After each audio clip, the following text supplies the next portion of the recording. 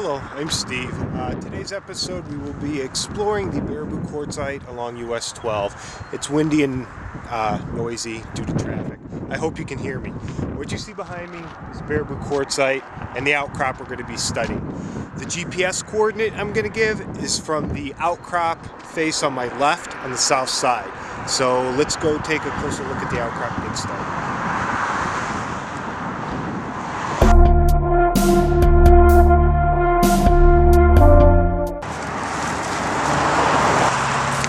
Okay, what you see behind me is the south wall. We're facing north. North is behind me. Now real quick, before we get started looking at these rocks in detail, I want to give you an overall stratigraphic picture of this region as a whole. We are on what is called the south limb of the Baraboo Quartzite. We are over here. Abelman's Gorge and Van Hise Rock are on the upside. This is the Baraboo Quartzite, which is behind me, and it's a structure called the syncline. So I'm going to start describing the rocks behind me in detail. Hopefully you'll be able to hear me with the traffic. Now when you look at these rocks behind me, the first thing you notice is the purple color. And it was raining earlier today, so these rocks are a little wet, which actually helps us see some things. The next thing you notice are these fractures and these almost horizontal bedding planes. That's the next thing that sticks out here after the color. These are actual bedding planes, and they apparently dip to my west. If you get an actual strike and dip on this, which you have to do around the corner, which we'll do, we'll see that these beds actually dip to the north into the syncline. But right here, there's some interesting other things we see. Geology students for decades have been coming to this outcrop. This is like the outcrop, especially in intro level courses. When you study structural geology, you come here too. But, okay, what we see here are these beds going this way. These are cross beds, and we see beds going this way. Now if we look at the beds here, and here, here, and up here, we see that they're a little coarser near the base, the grains. Now overall, this is a fine to medium quartzite right here, which gives us a clue stratigraphically as to where we are in the Baraboo Quartzite.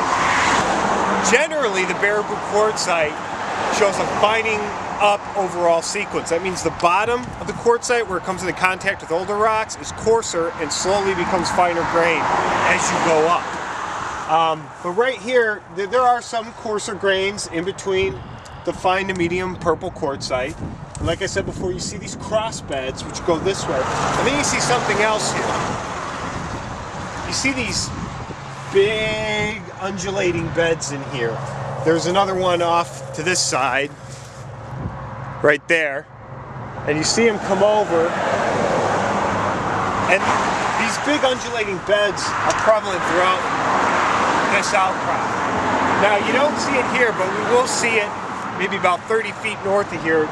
You'll see these beds on planar view. Right now you're looking into a cross section of these beds, and they just look like these bumpy, wavy things, but you're going to actually see it along its plane here.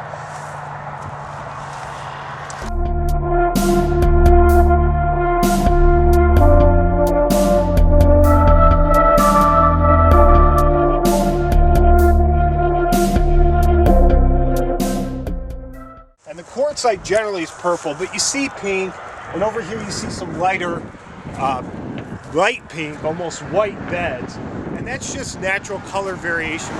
What makes this quartzite pink and purple is iron in it, and overall it's a very pure quartz arenite. It's almost all quartz.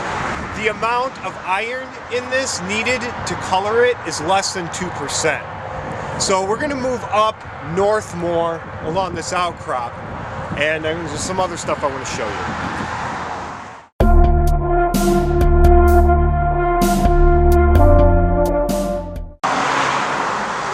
Okay, now we're looking down and kind of southeast a little bit. Something interesting is behind me.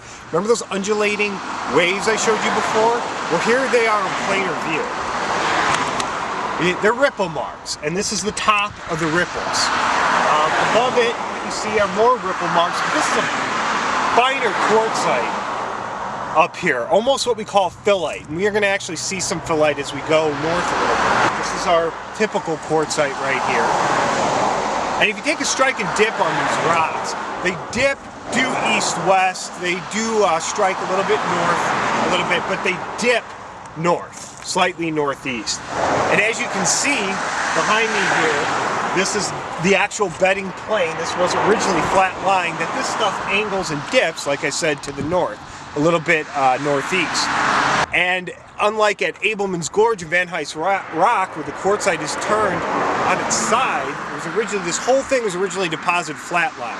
And then Van Heist Rock and Abelman's Gorge was bent upward, and this was bent up, but not quite as much.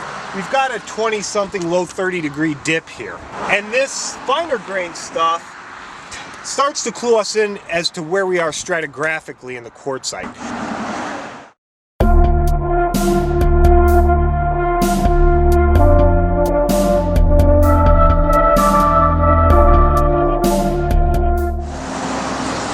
Something else we notice here is we notice the, other than the flat bedding plane showing the ripple, the undulating ripple marks on the side, we see it in cross section. So it's like we have our flat view and we have our cross-sectional view. And we see some of the structures, we see some of the bedding and the different colorization in here. But this all follows bedding. There's cross beds, there's flat-lying beds. But our ripples here are actually on a flat bedding plane. Now we are going to move north more, another 30 or 40 feet, because I want to show you the phyllite.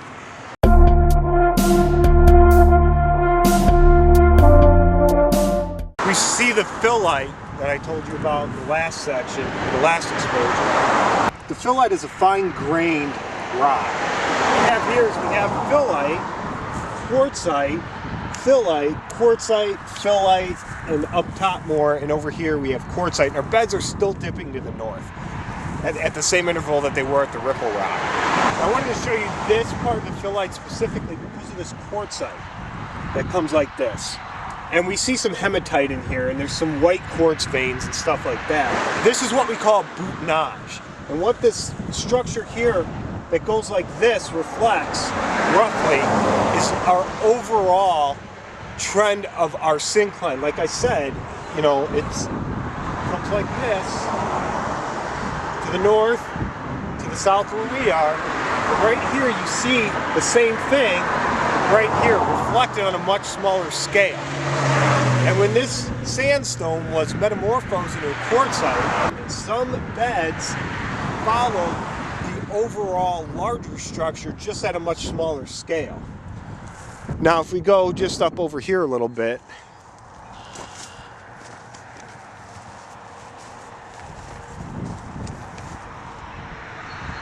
now right here we see thinner beds of the quartzite, and it's a lot darker purple than it is. It's got a lot more impurities in it, a lot more iron in it, and you actually start to see black hematite through here. You still got some phyllite, you've got your quartzite, and below us is all phyllite, and within the phyllite are these light quartzite inclusions. So this whole thing, when this whole thing was metamorphosed, the units, we had units sliding up and below other units as this limb of the syncline was formed. And the phyllite here is more likely to bend. The quartzite's harder. It's going to want to resist deformation more. So this stuff flowed more. You see all these little flow structures within, and the contact with the quartzite tends to have a lot of hematite in it because it was squeezed out. This phyllite was probably more originally pink in color. Quartzite did bend. It just took a lot more stress and energy to do it. I'm still standing at our phyllite layer, but I've turned the camera facing south. You can see in the background, you can see where the ripple rock was. So we're looking a little more south. But as we go north more, the quartzite pulls back and it doesn't disappear, it just doesn't outcrop very well. And then there's another outcrop of quartzite a few hundred feet north of here. And then after that, you're on top of the syncline and you don't see it again until you start to get near 33, which essentially runs parallel to the strike of our north limb were Abelman's Gorge and Van Heist Rock. Okay, so here we know we're near the top of the Baraboo Quartzite stratigraphically for a couple of reasons. Because to the south, a couple of miles, is Baraboo Quartzite with the same attitude, strike and dip, as this stuff, but it's all quartzite. Here we have a lot of phyllite. The phyllite is our second reason why we know we're near the top of this unit stratigraphically.